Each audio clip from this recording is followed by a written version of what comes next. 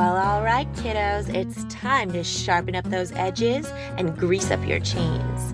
We are going to live it up with mountain life. Dropping in 5, 4, 3, 2, 1. Happy New Day, mountain lifers. How's it going? Are you on that cleanse? How's your liver? Did you sign up for that thing? Are you feeling better? Did everyone make it home? Is your family still in town? Family is a big part of today's show because Meghan J Ward is here to talk about her first book and her life, both as an adventurer and as a mother, and mostly as an adventuring mother who brings the kids along. But before we get into that, I want to thank everyone for listening. This is episode 21 of Live It Up with Mountain Life. We are 18 months into this thing, this podcast, and I appreciate you lending us your time. Time, of course, is our most precious commodity, and this is the time of year right here at the start will a lot of us start making plans on how to better invest that commodity in the new year. But before we get into that, let's hear from our partners at Jack Wolfskin, makers of sustainable outdoor clothing, gear, and footwear. Hey mountain lifers, do you know about Jack Wolfskin? For almost 40 years, the Jack Wolfskin name and paw print have been a symbol of their trailblazing spirit and regard for nature. Inspired by an expedition in northern Canada in 1981, they have led the pack with innovative eco-conscious technologies, a commitment to social responsibility, and forward-thinking outdoor apparel and equipment designs. If you haven't seen the Jack Wolfskin paw print before, it's because they've only just completed their newest den here in North America. Jack Wolfskin will see you in the wild, wherever that is for you. Okay, time. Notice I said this is the time of year where we start thinking about how we will invest our time, not how we will spend it. And I think that's a big difference. And also, as a language nerd, it's important for us to recognize that how we talk about things can affect how we think about them. So what are you going to do with your time this winter? Certainly a lot of us are going to prioritize time spent outside, adventure, and screwing around in the sun, snow, surf, whatever. That will always be time well spent. Except eventually sometimes it starts to feel like maybe it isn't as well spent as maybe something else might be. Like after a dozen or 24 100-day seasons in a row, maybe there's another level out there. For some people, that next level is parenting. And for probably all of them, especially those leading a life of outdoor adventure, it can be hard to pick the right time to start a family. And it never really feels like the perfect time because it's scary. Because even if your friends have kids, it still feels like a total unknown. And no matter how many times you drop into the unknown, it's still different every time. Otherwise, it wouldn't be the unknown. And having a kid is a pretty long, drawn out, sometimes tedious unknown. But also there's the pressure because time keeps on slipping. And eventually it gets to a point where there's no more snooze button left on the biological clock. But that clock keeps ticking anyhow. And there are a lot of people out there thinking about this right now. But also, how do you get 100 days a year in on the hill? If you're elbow deep in diapers and pacifiers, what's a 3-hour layover in Managua look like with a 4-month-old kid? Or 2? Today's guest is Meghan J Ward, and she answers questions like that with stories from her own experience in her new book, Lights to Guide Me Home, A Journey Off the Beaten Track in Life, Love, Adventure, and Parenting.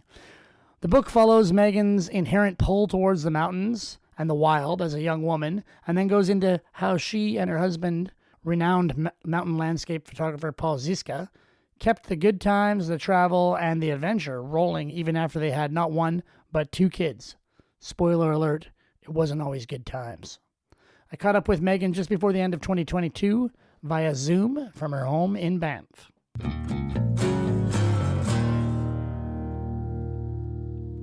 It's official. It's official. We're rolling. Meghan, thanks for connecting. It took a bit of work for us to make this happen. Yeah, but things happen when they're supposed to. I So think I'm so. happy to be here. I feel like it was mostly the work was on your end, but I got the book. I almost finished reading the book. I had to skip ahead this morning because I knew we were going to speak. But I'm excited. Congratulations. A great read.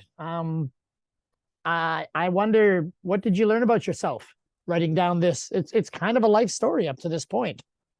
It really is. It really turned into, a typical memoir. That's a very big question of what I learned about myself. I like to describe the book process as these parallel journeys where you're constructing a text that's going to take a reader on a journey. And through the process of creating that text, you take yourself on a journey and go through a lot of digging. And I think I learned a lot about myself, about how I identify myself, of things that I used to be attached to that over time you just stop caring about so much, and you really stop caring what people think about you. And I think that's also kind of the ultimate takeaway of this book is that we can free ourselves of expectations that we have for ourselves or that others have for us, and really create a life of our own choosing. And especially when we come from a point of privilege, we can really create the life that's meaningful to us. Right. Well, it's obviously you're a writer, we're going to dig in. I want to talk about writing. We can geek out on writing later on, but is this your first book of this kind? I mean, I know you've written stuff for your husband's photography books and magazines and travel journalism, but is this your first time to sit down and crank out, 300 pages of text? Yes.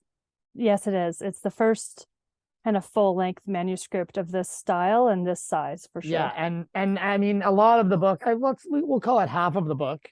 The hook really is, about parenting and adventure and intermeshing the two. When did you start to feel like, hey, you know what, I'm living this journey and I feel like there's a book here? I think I knew before I even became a parent. Right. To be honest, I'm a writer at heart, and Yeah. I think it's my way of making sense of the world. And we have to mine everything that happens to us, or we would starve to death. To some degree, especially it's during certain phases of my life, I've mined that experience. But I think my husband Paul and I, when we first started talking about having kids, it was not, a sure thing for us. It was a real mind bender to try to figure out how to fit children into our lifestyles. Yeah. And I think it's a really common question that comes up in the mountain communities. For sure. It's almost like met with these like whispers, and people don't quite know what to make of it, because it can be a bit of a touchy subject too. And so to explore that, I actually started a blog back in 2012 that I called Adventurous Parents. And I just started by interviewing other adventurous people that I saw out there, and then people who also had chosen to have children. And I kind of just walked them through a series of questions to help figure out what I could ultimately take away from that and also bring to my blog readers. And so the book project was originally supposed to be kind of like a blog turned book project out of that. And in the end, it was completely transformed, and to the point where there's actually very little content from that blog in the book, almost none. It's almost entirely personal story, personal insights. Yeah. One of the lines that, I mean, I've literally said it myself, and I think, you touched on our community being a little bit different than the traditional, picket fence, pump them out early, and have your life set out for you kind of 9-to-5 lifestyle. But the line you have is there's never a perfect time to have kids. And that can be, from a geopolitical situation, people, oh, the world's so terrible, I can't bring a child. But also just from your own personal journey, I wanted to touch on that. Like, is there a less imperfect time, or do you think it's just like as soon as you both agree, then that's the time? I think it goes to say there's just never a perfect time. We're never going to have our ducks in a row. Yeah. We won't know how it works. And, I knew I was not a stay-at-home mom type, that I'm a passionate person. I'm fueled creatively. I need to be able to stimulate my mind. I knew from the beginning, this is not going to be a matter of us having kids and Paul, you go do what you do, and I'm here to hold the fort. And of course, I've kind of had to hold the fort as well over the years with all of the traveling that he's done. And, that's a whole other ballgame. But when it came to choosing to have kids, I think for us, we really looked at our lives, and, we were your typical mountain/Bow Valley dwellers. Like every weekend was a long weekend, and out there climbing and hiking, we designed our careers around our passions for the outdoors. Yeah. And we basically both landed on the same sentiment, which was just if we wait any longer, it's not going to happen. And we don't want to look back 10, 15 years down the road and kind of wonder to the point of potential regret about that decision. And so we decided, let's go for it. It was a mutual decision. And but we had been together for 7 years up till that point. So it's not like it came quickly. It definitely took some time. You now have 2 kids. I mean, let the record show I have 1. So I sort of know what we're talking about here, but I always sort of felt like you think you have a preconception of what your life's gonna be like when you have kids, and it's based on not a lot, right? Some friends, hopefully, right? But I feel like you don't get what you want, you get what you need, and the kids are how you grow as a person. Otherwise, our lives, when by the time we get to our early 30s, our lives are pretty basic, right? We know what we love, we're doing it. You could do it forever, but I don't want to say mountain community people peak early, but I feel like the growth trajectory sort of hits a plateau where you're going to get better and do more, but it's more of the same. And then you throw some kids in the mix. It's a really interesting concept. Yeah. Do you feel like you got what you need or what you wanted with the kids? I think we certainly got what we needed to grow as people. Yeah. And in our case, it's greatly enriched our lives. But we speak frequently about the fact that there's this myth that you can have it all, and you really can't. Right. And we would be at completely different places in our personal lives and our careers if we didn't have kids. Yeah. And so we recognize there was also, I wouldn't necessarily call it a sacrifice. It's just the trade-off. It's Paul does get to go travel and do some really cool stuff. I do too. And we've pursued our passions, but we know that the potential that we have is also being compromised to some degree by the amount of energy and time and presence it requires to be parents. A lot of moving parts with kids. A lot. But we would never regret having kids.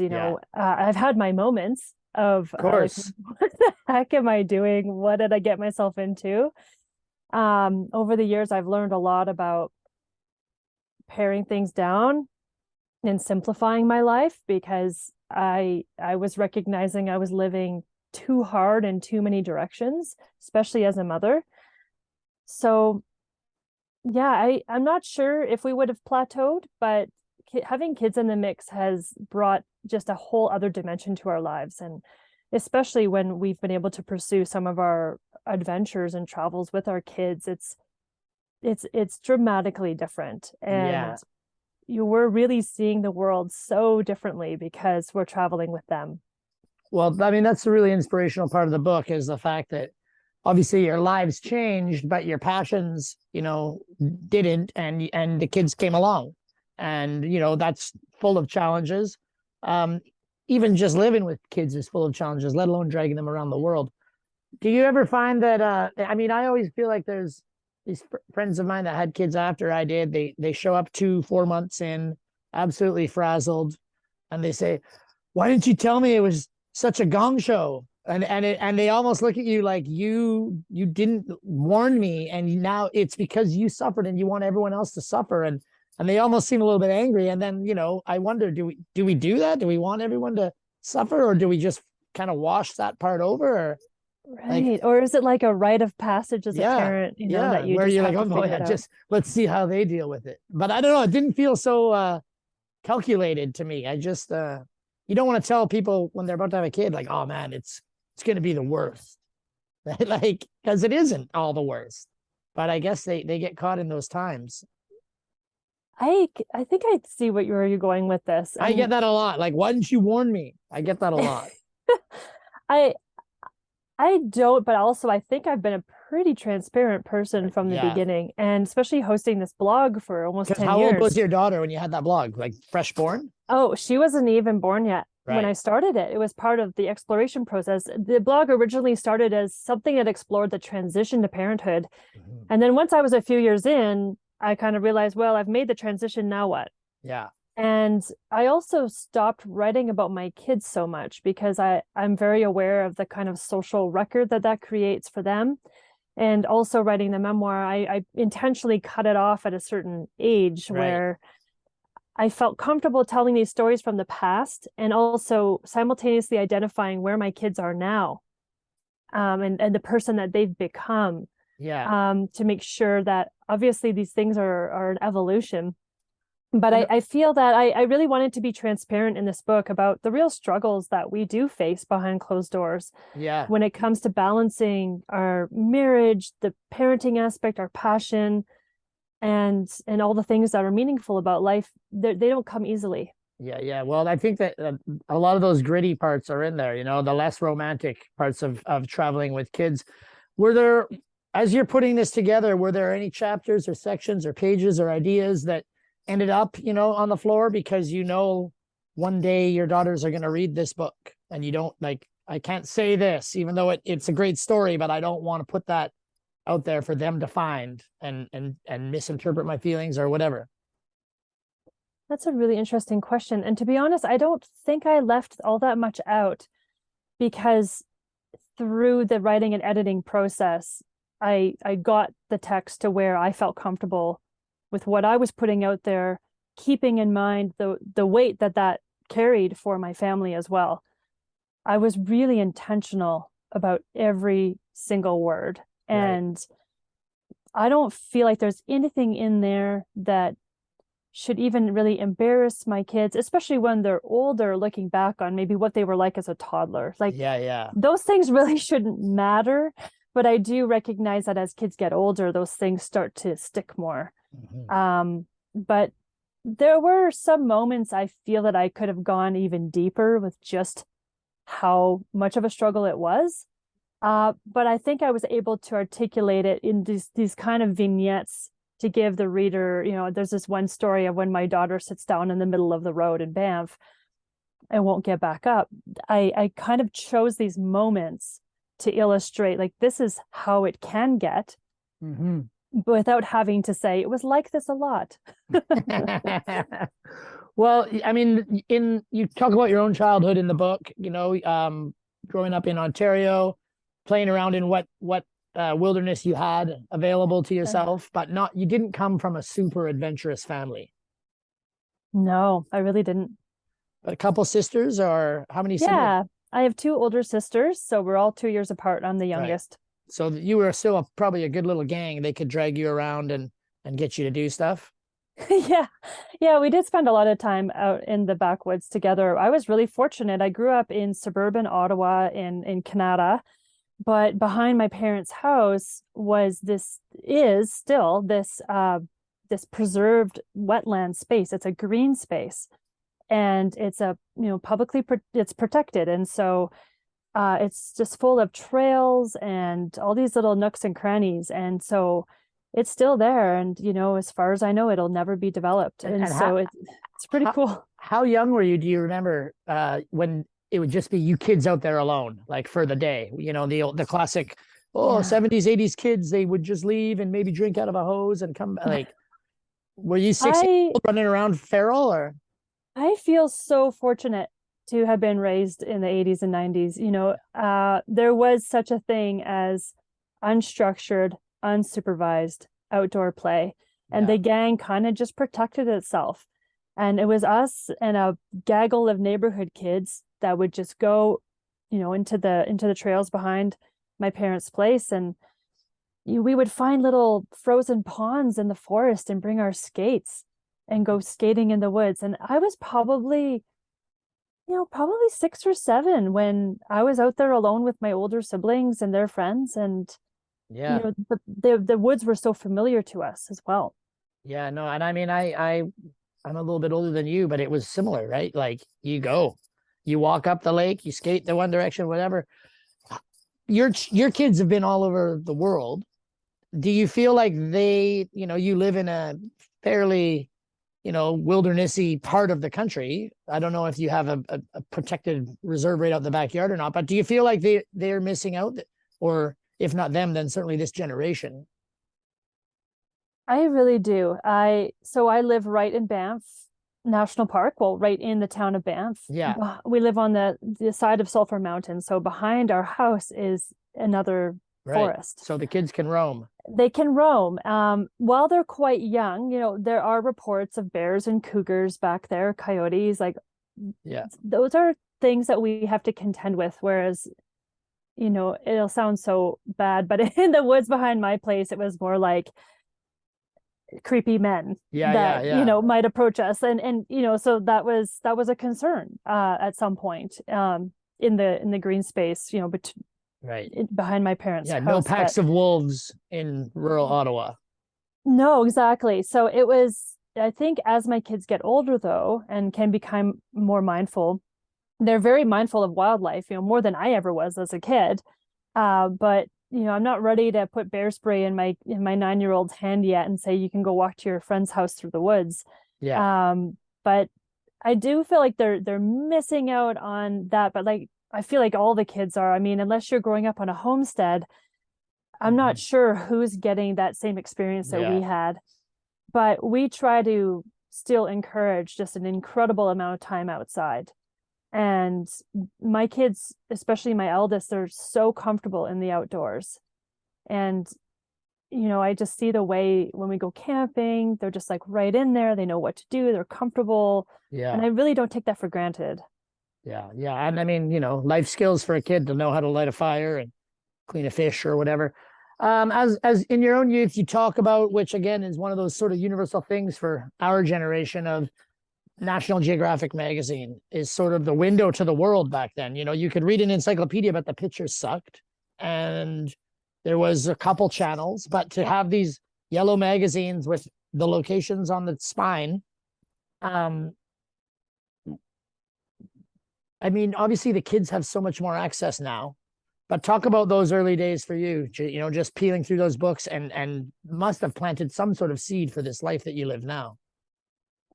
Yeah, in the book, I attribute that kind of the planting of the seed to these, weekend little sessions I'd have in my parents' like very dank, musty basement. My dad had just like this massive collection of Nat Geo magazines, and one of the catalogs that they published where you could actually search by topic and go back through the back issues, like an index almost. Yeah. Right. I just love that. The stories, the photos, and this was a world that I, growing up in suburbia, I just had no access to otherwise. And I didn't travel with my parents. And so this was really my window into the world. I think it really had an effect on me. And how old were you when you started getting into the adventure books? I mean, I know you talk about Krakauer, and then you talk about the Bukharev book as well, and the sort of differing opinions, which is, we could talk about that all day. But yeah, how old were you when you started getting into those kind of books? I was middle school. Right. I was in about grade 7 or 8 when I did that book report on Into Thin Air, and just took it all in stride. I had a poster board showing how they acclimatized, and it was again like very exotic, very foreign to me. And back then as well, there was just, that book was such a part of mainstream culture. It was something that brought awareness of that mountain community to a general public, and so I wasn't alone in that. It wasn't anything particularly special. But I think I was in middle school when I first started becoming more aware of that greater kind of outdoor community. I mean, now your book is going to sit on the shelf in a lot of people's homes alongside those tomes like that. Do you still have time or the desire to, dig into a lot of these adventure stories? Yeah. Oh, for sure. I read them regularly. Right. And in the writing of Lights to Guide Me Home, I actually read about 20 adventure-based memoirs. Right. And is there a favorite or a favorite author or a favorite book that you that really stuck with you? One would be Kate Harris's Lands of Lost Borders. Just such a beautiful piece of literature. And I really appreciated Bruce Kirkby's Blue Sky Kingdom. Yeah, it was sure. about his journey with his family to Oh my goodness. All of a sudden I'm forgetting. This happens to me all the time. Super remote Himalaya. Zanskar. Yeah. Sorry, Bruce. I think what was cool about Bruce's story was that he's been such a supportive friend of my writing career, and having gotten to know him personally made for an interesting process of reading a book written by that person. Right. That's kind of a very unique perspective as a writer for me to have. How far into your own book were you when that book's only a couple years old? Yeah, so that came out in 2020, maybe. I think so. Yeah. The last And few years kind of a so blur. I had been working on this book since roughly 2014, to be honest, Right. but I signed the book contract in early 2019, and then really had to start digging into the writing during the pandemic. So I was in the early parts of the process, and I remember I interviewed Bruce for a magazine that I was running at the time. And I remember asking him about the process of acquiring beta readers or people who could read drafts. So I was certainly at the beginning of the process of like really digging into the writing. Right. Right. You go over it in the book, but you're basically a self-taught writer. What did you study in school again? Drama? My major was in theater or drama, and my minor was in global development studies. Right. So did the theater expertise, did that play a role in, your ability to tell a story? Or I think so. I think you naturally are learning like so many mechanisms in a theater program for storytelling. Yeah. I also focused largely on theater history and play reading and analyzing written materials. Right. And then I'm very grateful for my theater experience when it comes to my presentation skills. I lean into that a lot when I have to get up in front of an audience and you're essentially putting on a show. Yeah, yeah. But yeah, I am largely a self-taught writer. I have done very few writing programs, or I've never really even like workshopped a piece of writing. Yeah. So Well, you just jumped in, right? And kept pumping away, as a young freelancer. Paul was, doing his thing with photos. You guys were going places. How did you start to be like, hey, listen, if I'm gonna be here anyhow, I'm gonna have photos. I should write something. How did your writing career really get going? it happened simultaneously with Paul's career, if not before. Right. So I finished school from Queen's University and immediately moved back to the mountains to be with Paul. We were living at Bow Lake, working at what was then called Namtija Lodge. And right in my last semester of school, I had several people encourage me to pursue writing or editing as a career. A few university professors just independently mentioned it to me. Right. My dad, who has been a big support for me, and I really took that to heart, and I loved writing.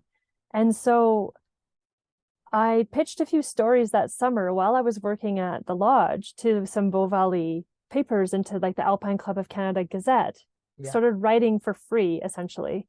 And then the next winter, I was at my parents' place in Canada for a couple weeks and just decided, I'm going to take this kind of downtime to research how to do this. I literally Googled how to become a freelance writer and learned, the process of querying magazines and keeping track of these things. And, it took a long time to build up that first portfolio, but I can credit, a couple really supportive editors with giving me a shot. And perhaps people saw something in me. And then also just having the tenacity and perseverance to keep going at it, and also create my own methods of publishing myself, blogs or amazing tools as writers. I built and sold a blog, and that gave me the kind of clips and like the street cred that I needed to then work more with magazines, and it just kind of kept building from there. The freelance lifestyle is definitely a grind. I mean, for a single person, even, you never know when the next check's coming in. You're getting rejection all the time sometimes. As far as that level of uncertainty, and also the inclination to take every job that comes, because you never know when the next job's going to come. How did you sort of parlay that into, a family and parenting, and where your instincts will be, we need a bit more stability here than maybe we've had? Yeah, I think the solution to that problem really came from turning Paul's freelance gig into Paul Zizka Photography, the family business. Right. And where I was able to utilize my skills in kind of big picture planning, strategizing, sales and marketing. Some of my jobs over the years before I launched into freelance were in sales. And so by combining our efforts and bolstering his career, ultimately, we've been able to create a family business that pays the bills. And then anything I do freelance contributes as well. Any writing I do or any book royalties contributes to that. I do a lot of consulting these days and one-on-one consults with other creatives. But that was our solution, was really seeing where his career was going and, following it and deciding, that's the key to supporting our family. And the first half of the book's kind of a love story. You and Paul meeting, and it's interesting that you met your husband basically the immediate moment that you moved west. But yeah. For people that aren't familiar with him, can you give a quick, obviously you're a biased source, but can you give a quick Cole's notes about, how his creative ability is also matched by his, bravery or tenacity to go out and get these places and times where very, very few people will go, and then use his talents. Like what's Paul's specialty, sort of in 100 words or less? I think you just gave a pretty good summary there, but Paul, like, what is his photography known for? Yeah. So Paul's known for kind of documenting the underdocumented, these remote corners of the planet, of the Rockies, of glaciers that very few people have been to, largely because of just the sheer effort it takes and the discomfort you have to put yourself through in order to create images that tell a story, that are compelling, that capture that sense of place. And I think he just has an X factor. And the funny thing is just how many people go out into the mountains with him for the first time and they come back just like a deer caught in the headlights. Like, what was that? Because there's kind of a joke where every time you're on a summit, the first thing he'll say is like, well, what's over there? And like, let's go over there. And I'm just like, oh my gosh, I just want to appreciate this one. Yeah. He just has this insatiable thirst for exploration. And obviously when you guys, were younger, you were doing a lot of these things together. Did there come a time where you basically had to draw the line and be like, okay, you know what? Like, I'm not going this time. Like, you go ahead on your own or go with somebody else. Like, I don't really want to do that this time. Yeah, I had a big summer of climbing, my last summer of climbing. Right. We did some pretty big peaks, and I had a couple of really scary moments that for me caused me to really look at my approach to climbing and decide, I don't think I want to be this scared and stressed all the time anymore. I want to do things that I enjoy. Yeah. And this is pre-kids though. Yeah, totally. This was, I guess, kind of in the 2 years before we had kids. I was already feeling like my nerves were a bit shot. And so I started really just pursuing things that I enjoyed: backpacking, long distance backcountry hikes, scrambling, even revisiting familiar peaks is something I kind of enjoy, especially now as a mother. I really enjoy going back to places with fewer surprises. Yeah. And it's a bit of a time warp. I mean, like, I grew up skiing Whistler Blackcomb, and now, 34 years later from when I first got there, I've got my son who's the same age as I was when I first got there, and we're on the same runs, hitting the same jumps. And it's a bit of a time warp, right? And like my buddy Crucial Mike says, everybody loves a time warp. Yeah, Was just at Norquay with my daughter on Sunday doing our first ski day of the season. And she's just learning still. She's 9, but she has been skiing for about 3 years, but still in that learning phase. But I definitely had a moment where I was just behind her, kind of moseying down. You don't want to get too far ahead in case you have to like climb back up the hill to put their ski back on. Totally. I definitely had a moment, a little bit of a deja vu, of myself. I grew up skiing in Quebec and places like Vermont, and but still, you're just watching your own kid do this thing and finding such joy in it, and it really took me back. It's interesting. I mean, your daughter, your oldest daughter, she started skiing around age 6, which is a perfectly acceptable and enjoyable time to learn to ski. But in our communities, that's 3 years late. Oh, it was late. Yes. So and you guys would drag your kids all over the world. Do you feel like some of the mountain culture community that don't maybe travel as much as you, they put a lot of stock into like my kid's skiing at 2 and my kid I had to weld some brakes on the run bike and like almost a little too hockey parenty with these sports that we're supposed to be doing for passion? Yeah, I would never judge that because everyone has their thing. Right. We certainly tried for years with our oldest to get her on the run bike. We would go up to Norquay and try skiing, and she just did not have the personality for it back then.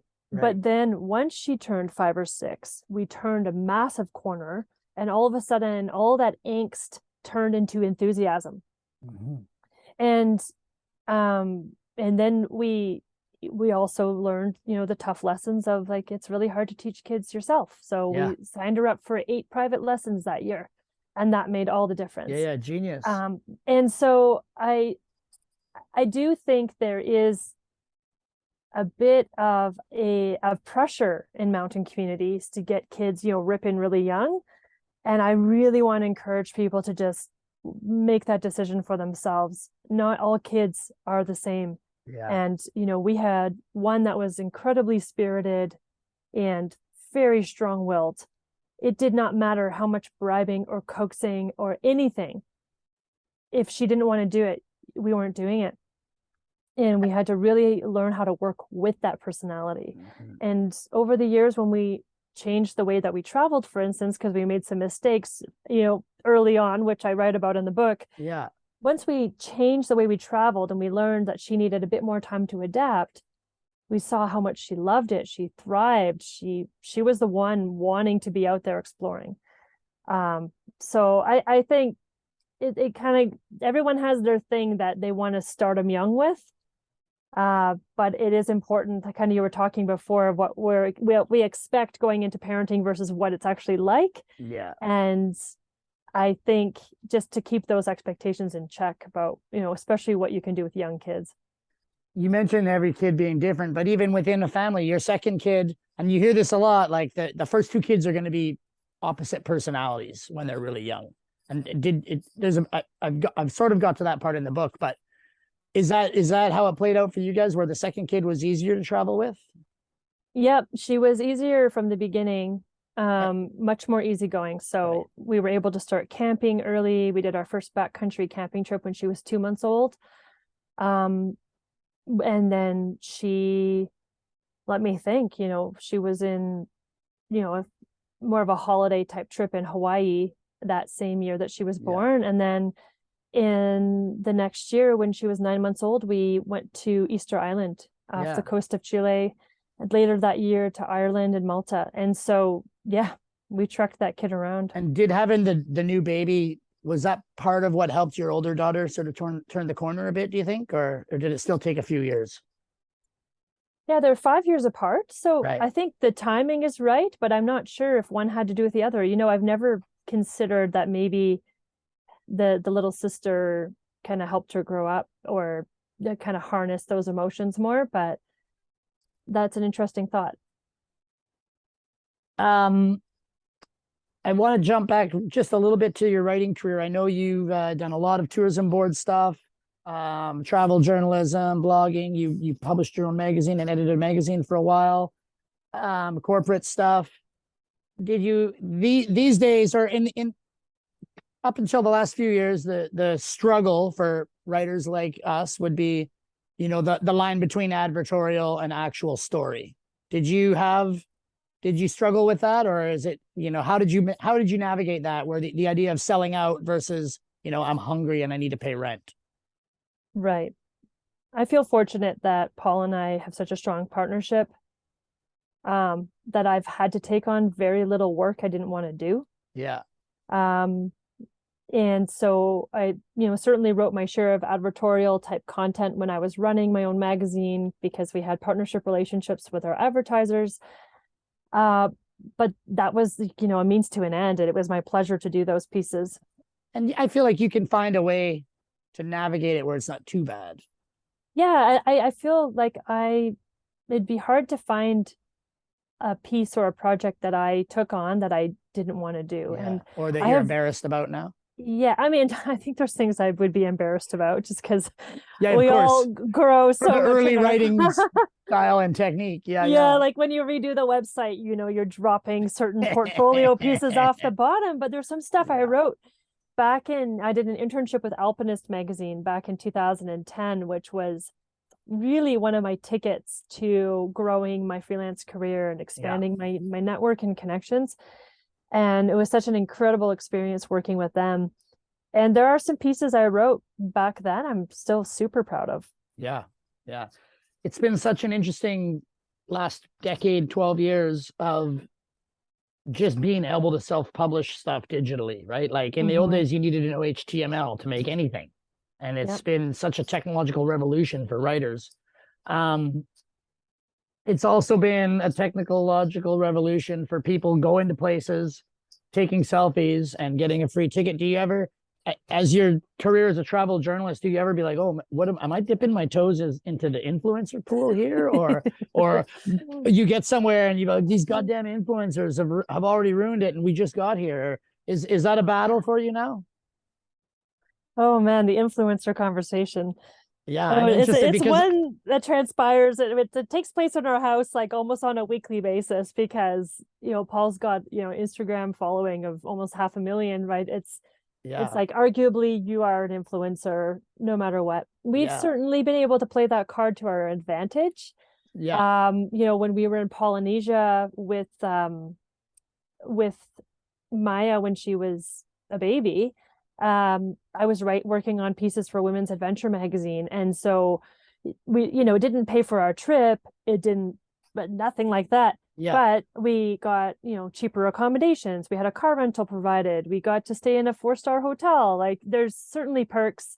Do you feel pressure when it's like that to like please people?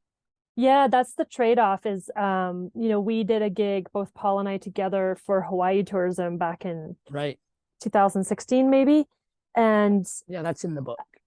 Oh yeah, exactly. And so while we're there, we're working. And we went to Hilo to do a helicopter tour, and it was pouring rain, and so Paul had to drive all the way back like the next day to do that, and there were limitations on what he could shoot, and he couldn't be on the beaches at night, and there's always a sacrifice. But it's something that we always consider when we travel. Is this a destination where we could approach the tourism board and even just get them to throw a few family activities in for us? And but we do not like to compromise on our experience. And I don't think this is necessarily the conversation to talk about influencer culture, but it's not something that we've ever really called ourselves. Yeah. Well, I just got back from a trip to Oregon, right? Lovely, beautiful Oregon, hosted me some hotels. I had dinners and everything. And I haven't done a lot of trips like that. And I got back and, it was stressful making sure you get a picture of everything. And then I got back and I had to write the story, and I did my best. I got quotes from people, but it was a 5,000 word story. Right? And it took me like over 10 hours. And I was like, man, I maybe should have just worked 10 hours and went somewhere and relaxed.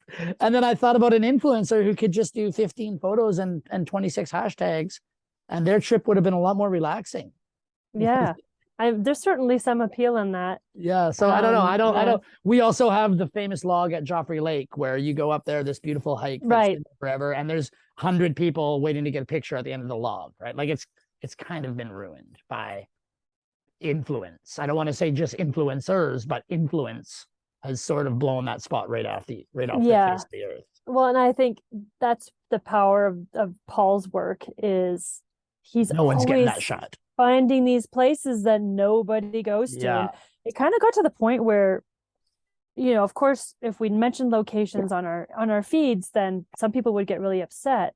And so in response, we started making up locations. For sure. We would just say, this is Unicorn Lake. Sure. Yeah. And then you get people like Googling, I can't find Unicorn Lake. Where's Unicorn Lake in Banff National Park? Yeah. But we get endless direct messages from people looking for beta on places. And, that's such a wonderful thing too, that people are so stoked to go. But there's a certain degree of like, just go explore, like just go and get the skills you need. If you need to learn how to hike safely, learn that first, and then just go look for some missing places on the map that you can't picture what they look like, and see what's there. And how about when you guys go somewhere like say Easter Island, or how much pre-trip research are you doing? Right, and that's somewhere that Paul and I are kind of doing a bit of a divide and conquer type approach, where he's going to be planning his images. So he's doing some research to see where he might want to go, just to maximize his time once we're there. Yeah. And then I'm doing more logistical research on like, where do we get food, and where can we stay, and what's where. And so yeah, we're doing a fair amount of planning. And then, for instance, on Easter Island, he wanted to photograph the moai, which are those giant head statues, at nighttime, and he needed a special permit and a guide to go access them at night. So that requires you need to set extra work on his part to set that up. And what about just for like say backpacking or a 3-day camping trip, but to somewhere that you haven't been before with the kids? Usually with the kids, so far for backpacking, we've gone with the kids to places where we have gone before, so we've been able to scout it out. Smart. Especially while they're young. And so we're actually going to campgrounds we've never stayed at, but we've been to or been past, so roughly that 5 to 8 kilometer mark from the road, where you might pass the first campsite on a route, and you would right through it, but with kids. So we've largely seen a lot of the terrain that we're taking them to. Or I took my daughter to Laughing Falls a few summers ago, which is en route to Twin Falls in Yoho National Park. Wait, is it a real place, or is it like Unicorn Lake? It's a real place. That's a good one. And so I'd never stayed at Laughing Falls, but I'd been through that campsite numerous times. Yeah. So yeah, we're kind of scouting it out that way. I mean, there's no point for us to make things extra spicy. Yeah. I did that. I got burned doing that. My son was 7, and I said, I don't like to do too much research because it takes away the adventure. And we did a hike, and I kind of wish I had a topo. And I tried to get the topo, but they didn't have any at the store. And it took us 10 hours to go 4K, and we ran out of water, and his shoe delaminated, and we had to retreat, right? Which is a great lesson for a kid, right? Sometimes you got to pull. Yeah, there's a lesson in that for sure. Yeah, I would say that we definitely research and prepare at this point. Yeah. When the kids are older, maybe we'll be able to be a little more spontaneous that way. But yeah, we do our research. You've been over a decade now writing in this realm of mountain culture, which has been a buzzword for a little bit longer than that. But how do you define the idea of mountain culture in this country, or in this, obviously it's different in every part of the world, but the one that we live in? Oh, this is something I'm really wrestling with, actually. Do you hate the term? I don't hate it. Are you sick of it, I should say? I think it's in a process of being massively redefined. Yeah. And this is also, living here in Banff and been part of the Banff Mountain Film and Book Festival for many years. There's for instance, they're looking at having greater representation and diversity. And those things cause your more like typical mountain culture to question, like, well, what is mountain culture? How do we define it? And in the past, I think it's been defined through a fairly white with a fairly white and privileged perspective. Yeah, for sure. And that's something that we're really putting under the microscope now. And when I was running the magazine, I struggled with this all the time. Of how do we define mountain culture, and how do we redefine mountain culture? So I would really encourage people working in that space to put some hard thought into what it really means, and what kind of ideas are we just perpetuating? How can we be more inclusive? The mountain culture, the mountain communities are really changing. Do you feel like the mountain communities have a sometimes adversarial relationship with each other? Like, I haven't been out to Banff or Canmore in ages, but is there sort of a poo-poo on, Revelstoke, or, oh my God, you could never go to Whistler? Like, I know in BC, the Coots and the coast, there's friction there, right? Like, it's mostly good-natured, but certainly there are people that like, oh, I hate that place. It's the worst. It's everything I'm not. And that's great. That's why there's two places. Right. But does that drift across the Rockies too, or is that just a West BC thing?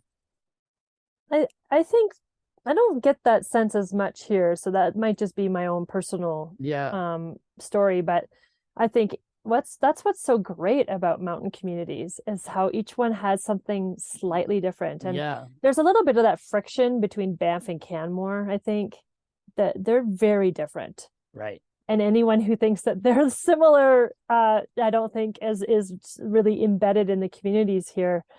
There's no reason why they can't coexist, and all that. But I do get the sense that they're very different. So I think we just need to be celebrating those differences more, rather than making them into things that are adversarial. Yeah, and we'll quote my grandmother: "Isn't it nice that we're all so different?" Right? Whenever she would catch me complaining about somebody. No, I'll go grandma. Yeah. The prairies, good prairie lady. One of the things I think that, mountain culture, mountain communities, call it what we want, that they do that's I feel unique to them compared to other parts of this country, at least, is the way that we deal with risk and death, right? We lose a lot of friends, we lose a lot of people to the mountains, but the celebration and the community coming together, I mean, I've been told it's vastly different than what you're going to get at a funeral in Ottawa, Toronto, Winnipeg, even Quebec, compared to, what happens out here in the mountains. You come from a religious background. What are your thoughts on that? Wow. Or, I mean, you can take a mulligan on this one if you want. Yeah. Hello. But it is definitely special, do you think, the way that mountain cultures deal with losing one of their own? So fascinating. And I have a religious background, but I don't have a religious present. So and I mean, we can talk a lot about that too after. Yeah, absolutely.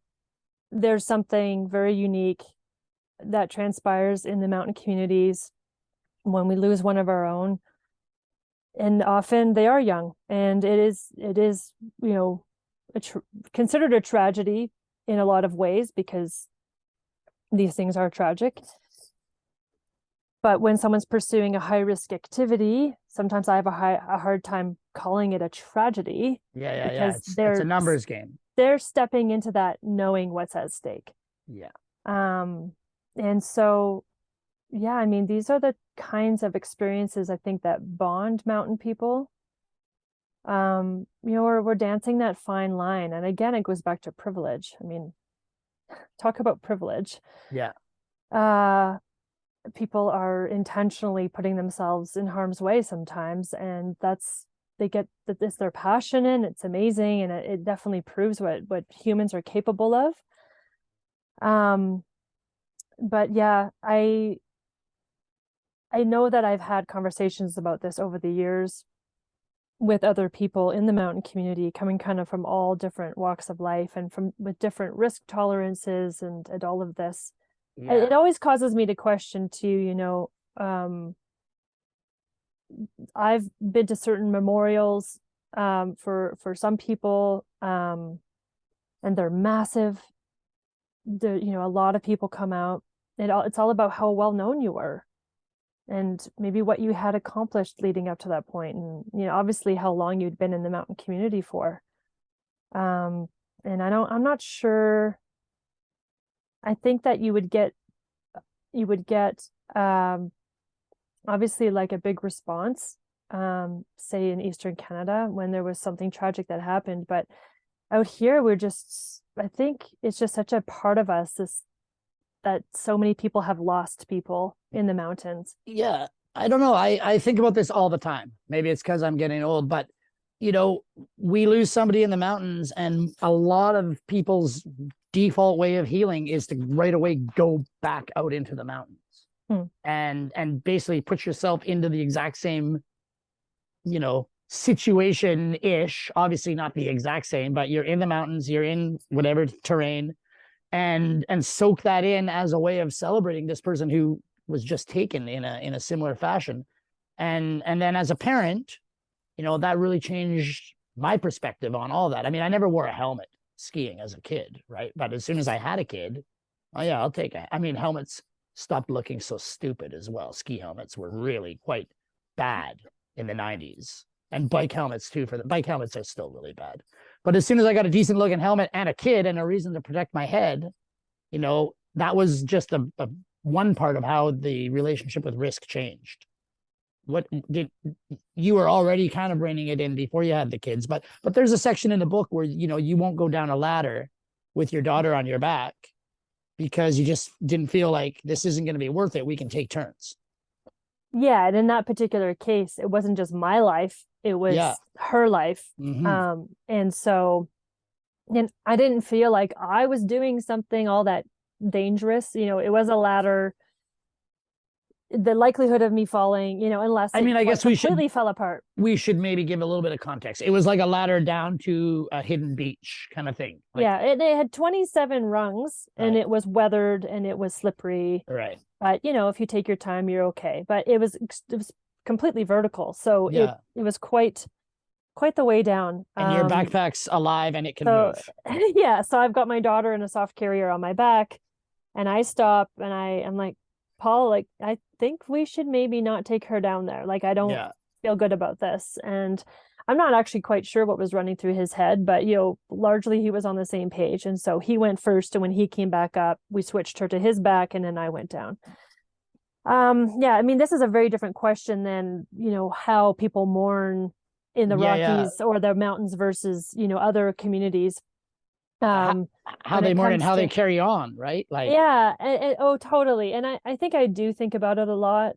And I certainly am not willing to take certain risks anymore. Of course, it's what you're comfortable with too. Like, some mountain sports are a numbers game, and it's a statistical thing, and you are pushing your luck. There are many things you can do safely. Yeah. Especially if you have experience and you can read the weather, you can read the conditions, when it's time to rope up. And everybody needs to make those decisions for themselves. I know that my husband continued climbing at like a fairly high level, even after we had our first daughter. Like, he was on Robson, he was all over the place, but with a similar approach that, he's going to be conservative. He's going to do what's as familiar as possible, knowing we can't control all the conditions, but it's also no way to live a life trying to be too safe about everything all the time. Certainly that's not what got any of us to where we are, right? Yeah. And also a lot of people become parents, and it's like, well, I moved to the mountains to do these things. Like, what's the point of being here anymore if I can't? Yeah, and you do see people leave. You do see people move away because they're not really into those mountain sports. Or they can't afford the extra bedroom. They can't afford the extra bedroom. Yeah. Let the record show kids don't pay for their own bedrooms. So they do that's not. on the parents. Yeah. But I have seen people really wrestle with what happens when someone leaves a kid behind. And that's a really tough one for me too. Yeah. And there's no easy answers because everyone's coming at that from a different direction. But back into the book, into your traveling life with these kids. You mentioned there's times when the road would feel like home. And I wonder now, with two kids does the idea of home take on a different meaning, whereas as more of this base camp that's always there, rather than, you know, this sort of roaming home that you mentioned earlier in the book? Yeah, our home in Banff now is our base camp, and we couldn't feel more fortunate. You know, there are times we're traveling, and almost every time I'm flying back to Calgary, I'm thinking, I'm going home to Banff. Yeah. Like, I'm going home to Banff, to a place where people travel to. So we feel so fortunate, and the pandemic gave us a chance to really make our house a home. Right. We moved in at the very end of 2018, spent big chunks of 2019 traveling, and then 2020, you know, Close the suddenly, door. yeah, we squeezed in a trip to Mexico that February, and then the next month it was game over for a while. So yeah, I think we have a really strong concept of home, and we're really trying to work at creating more stability for our kids at this stage of their lives. And doesn't mean that we don't still travel, and that Paul doesn't still leave for, you know, weeks at a time to lead photo workshops or go on photo trips. But yeah, with the kids in school, is that a whole new challenge for? It's becoming a bit more of a challenge. When they were younger, like, we didn't really care. Yeah. You know, they're in kindergarten, grade one.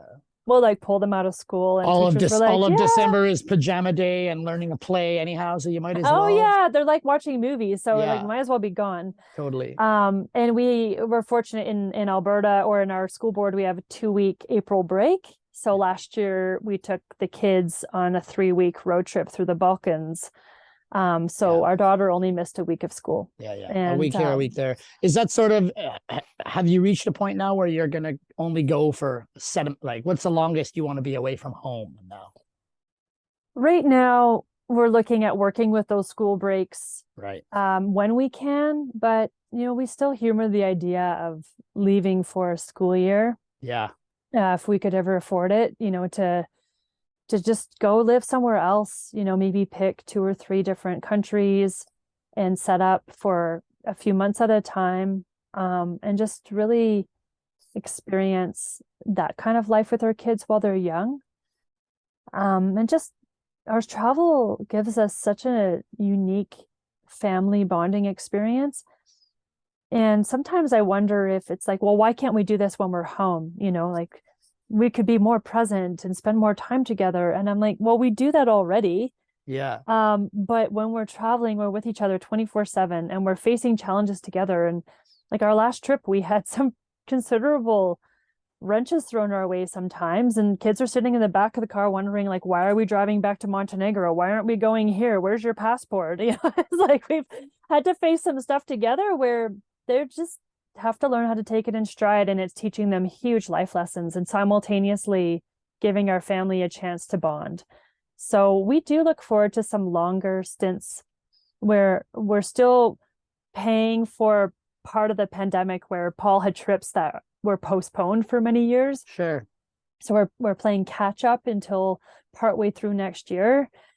And then once, you know, that's kind of off the docket, we can start to look at what we want to do. And maybe it means more time spent away. I know everyone's going to want to know, you know, you're a traveling with children expert. So we got to find what's the best road snacks for kids when you're on these big trips where you're, you know, backpacking or whatever. Oh man. Or some good ones. Yeah. Is it Cheerios and Goldfish around the world, or?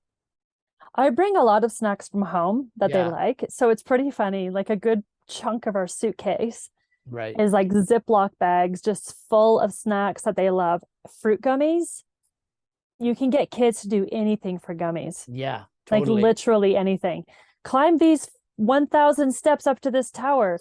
Let's go this much further, and then, you know, let's go here, let's go there. Yeah. Oh, we have a pack of gummies. It's honestly, and I call them trail gummies because we use them when we're hiking too. You know, we try to save candy for these types of experiences. They don't otherwise get it very much. Yeah. But so it's even more powerful then. Yeah, I do bring a lot of stuff from home. How that are I the kids couldn't. with local cuisine? Like obviously you've been to some places where there's only fish. Yeah, And has that been a challenge? our oldest is like a crazy adventurous eater. Awesome. It is really awesome. That The helps for sure. youngest is still, the youngest is not very adventurous, and I find most places around the world understand that kids that who are younger, under the age of 5, really like Yeah. to keep things simple. So we actually have learned that we don't actually order her own plate if there's no kids meals. We just order our own things, and she kind of eats from our plates. And I'm always on the lookout for meals or snacks or things we can cook back at our apartment that kids will like. But yeah, you just get really resourceful. Yeah. A lot of balls in the air at all times, really, is what it sounds like. Yeah, exactly. I mean, it's been fantastic. We can go a lot, we can go down a bunch of tangents, but the book's called Lights to Guide Me Home. It's Rocky Mountain Books. You can get it in your local bookstore. You can get it from their website. You could probably get it from some of those other book websites. Any final last words or advice for, the young adventuresome couple out there that's like, man, I'm gonna get this book and I'm gonna do it. What do you have to say to them? I think we're ultimately the ones who hold ourselves back, especially if we care too much what people think. And even if it's not caring what people think, I spent so much energy worrying or caring about what I thought about what I was doing. And I think part of it is just like detaching yourself from that and just going after what you want and then just being in it, like being present to it.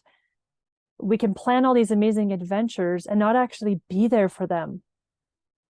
And so, yeah, I think especially for people who are in that, they're questioning about either becoming a parent or they have kids and they want to kind of kick things up a notch, just to do what's comfortable for you, and to some degree, I wouldn't say go travel the world if you've never been anywhere yourself. So just take it one trip, one adventure at a time, and move yourself and your kids out of your comfort zones. And it's amazing how resourceful and creative you get when you need to be. Perfect. You heard it there. You heard it here first. Yeah, Lights to Guide Me Home. Meghan, thank you so much for your time. If people want to, you must have a website or something we can send people to that want to learn more about you, learn more about Paul. Yeah, my website is meghanjoyward.com. I'm an MEGHAN, and or Meghan J Ward on Instagram. Perfect. And we will put some links in as well. Thank you so much for your time. Thank you. Have a great week. Yeah, thanks so much. There we go. Parenting figured out. Not at all. But Meghan's book is called Lights to Guide Me Home. Ask for it at your local bookstore or where you get your books. It's an excellent mix of adventure and love and the highs and lows of family life outside the societal norms of the 9 to 5 and all that malarkey. For any young family, this book will be a step towards hopefully figuring out what matters to you and figuring out where you want to invest, not just your time, but your children's as well. So that's it, Mountain Lifers. Thanks for giving us your ear holes and attention. Don't forget to hit the website, mountainlifemedia.ca, for articles and stories from across Canada and beyond, as well as all the great gear and lifestyle accessories in the Mountain Life store. We'll see you later this month, or maybe next month. Time will tell.